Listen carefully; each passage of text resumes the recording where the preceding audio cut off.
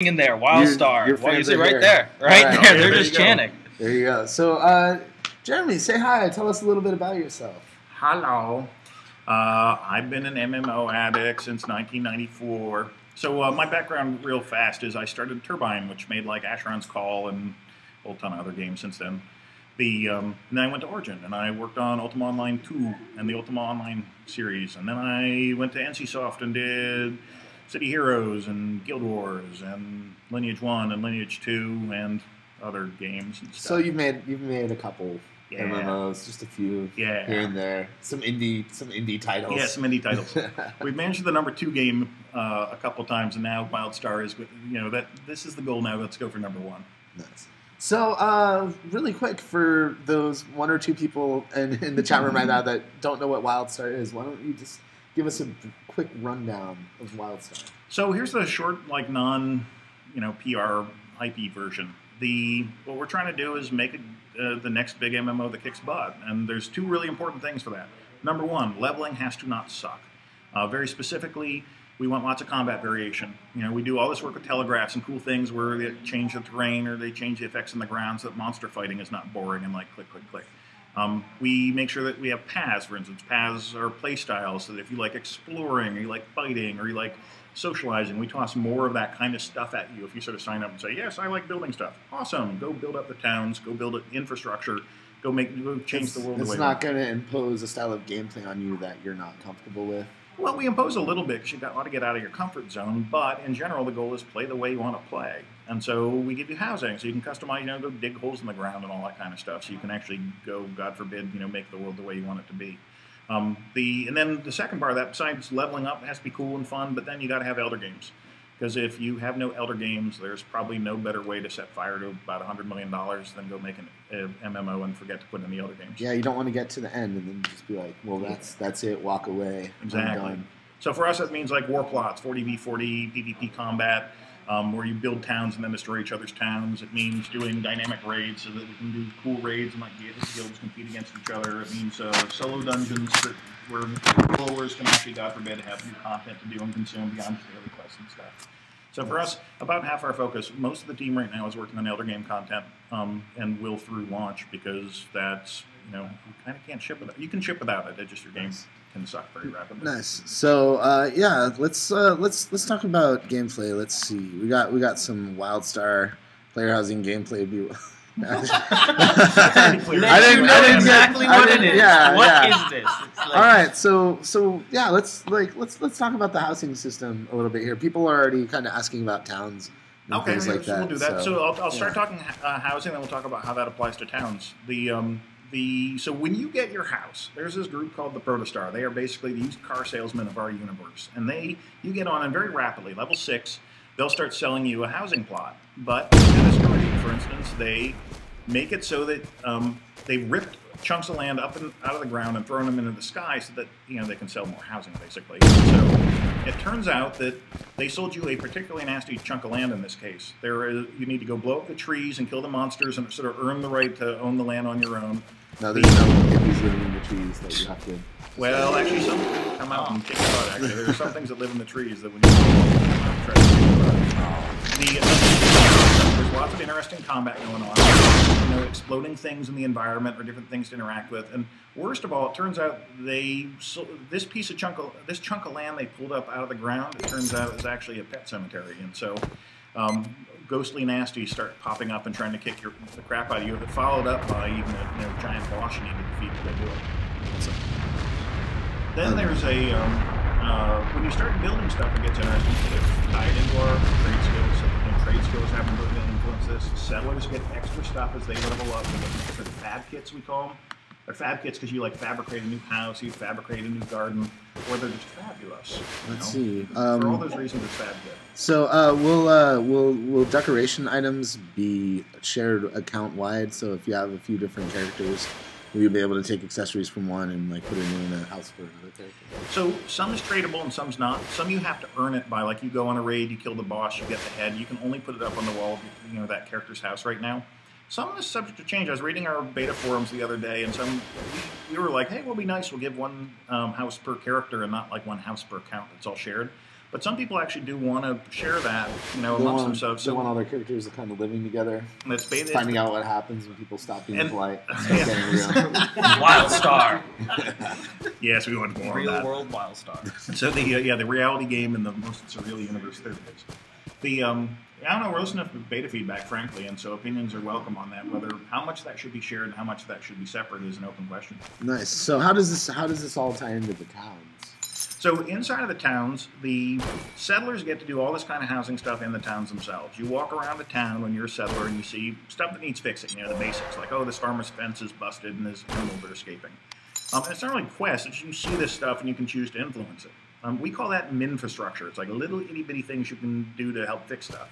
Using this, you gain enough resources, you gain enough reputation, you can start building the cool stuff. You can build new shops, you can build new quest hubs, you can build new places where vendors are. The short form is you're able to do all this different kind of stuff. And what we're going to do is some big reveals in a couple of weeks where we really dig deep into this and start showing all the kind of cool stuff that they can do for reals. Because it's very easy to be hypey and like, oh yes, trust me, they can do cool stuff. About approximately 2 weeks, we're going to start revealing more of that in greater and greater detail. Nice. So let's see right here. Jarnod wants to know, how do you balance not giving people things as soon as they want it with providing convenient systems of the game? So how do you kind of like piecemeal out the content, I guess is what you're asking.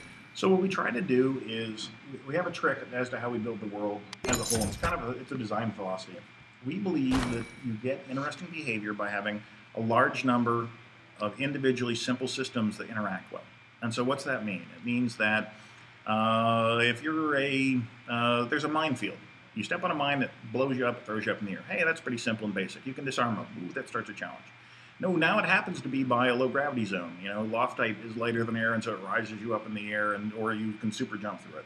Well, now if you step on the mine in the low gravity field, guess what? It blows you twice as high, and now you're a scientist, and so you study it. And now it makes it twice as high again, and now you find a rare discovery, another dynamic element where you dig up cool random stuff, and now that makes you races it out. Now your plate doubles.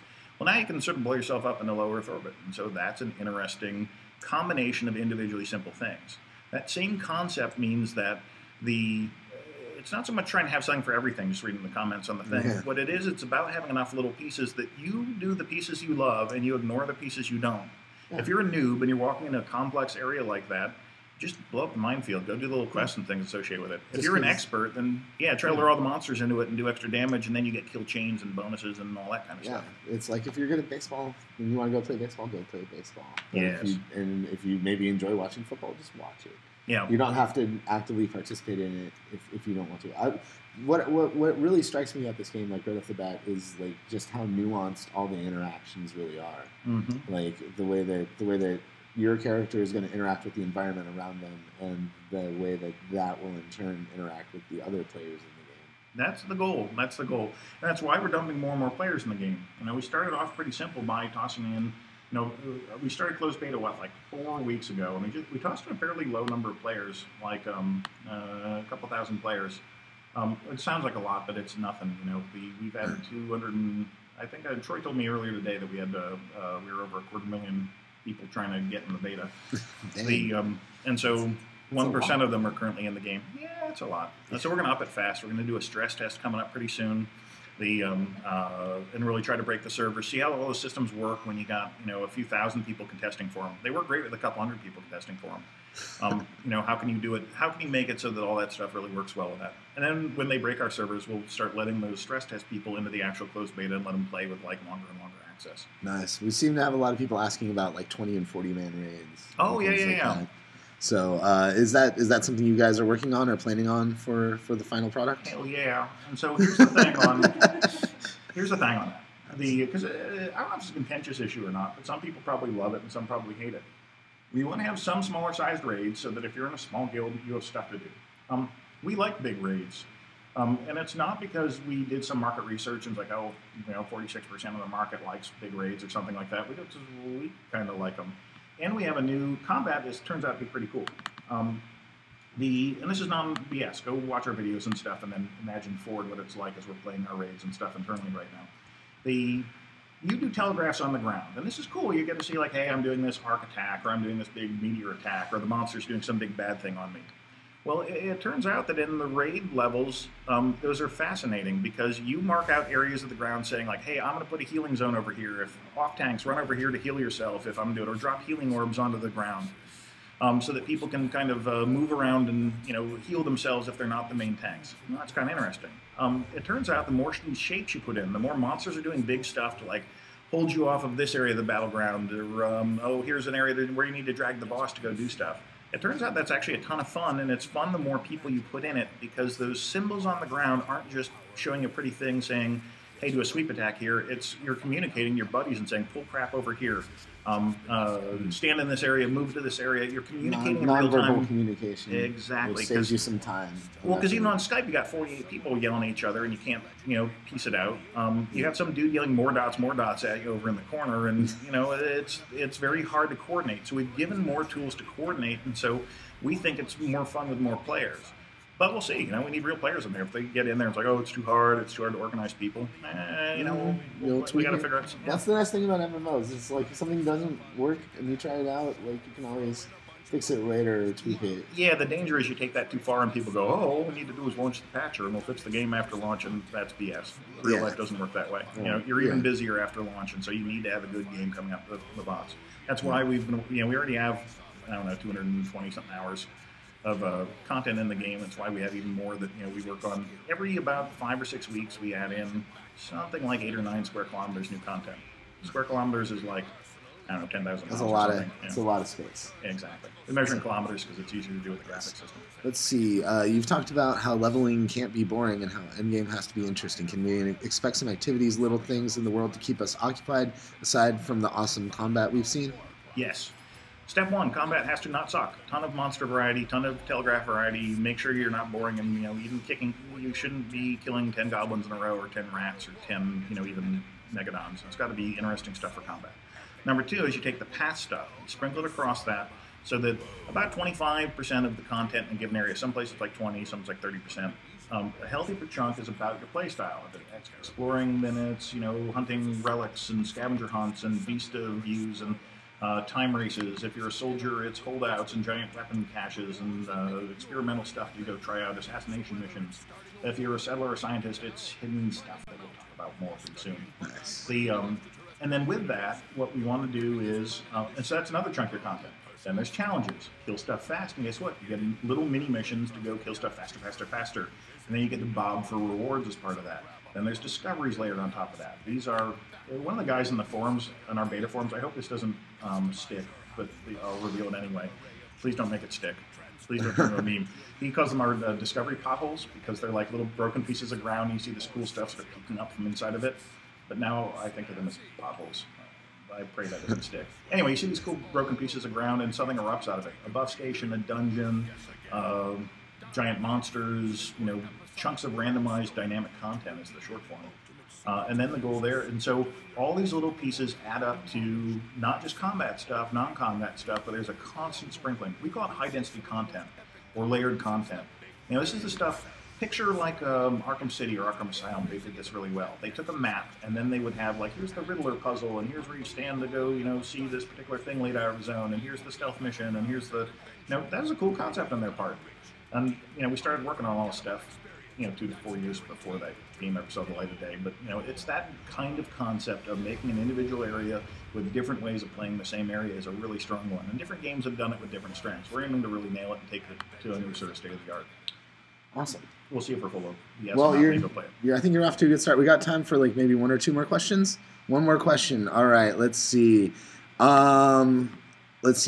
Biscuit's been asking a lot about the war plots here. I'm really interested in war plots, but concerned how they will be implemented. In particular, how matches will be set up. Oh, that is a very intelligent question.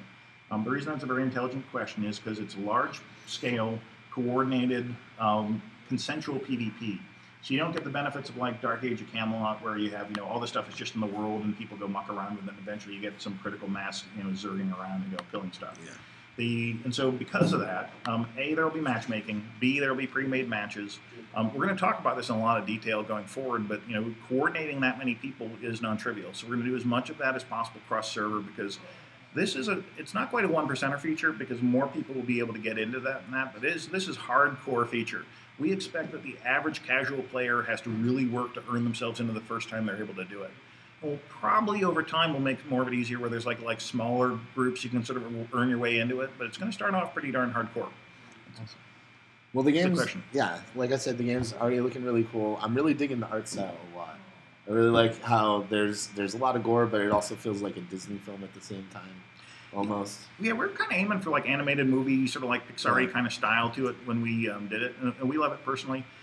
There's a reason in the U.S. market where at the top of the charts in almost every area right now you see Western stylized, cartoony slash that style, because it's World of Warcraft for MMOs, it's Team Fortress 2, it's Fortnite's coming up as another good example. It's League of Legends. It's pretty much the top of every genre of Warcraft, StarCraft.